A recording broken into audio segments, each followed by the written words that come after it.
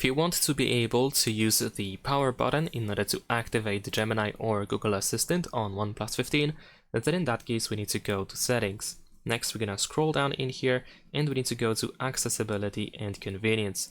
Then we're gonna keep scrolling to find the power button option, and then we have the press and hold the power button.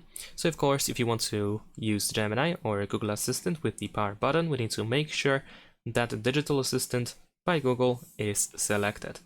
And now if we have Gemini activated, then you can press and hold the power button to activate Gemini.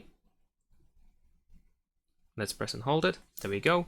And if you wish to use Google Assistant instead, then you can go to Gemini, tap on your Google profile in the upper right corner. Then we can choose Switch to Google Assistant, and then we have the Google Assistant option, so we can select it and then confirm that we want to switch.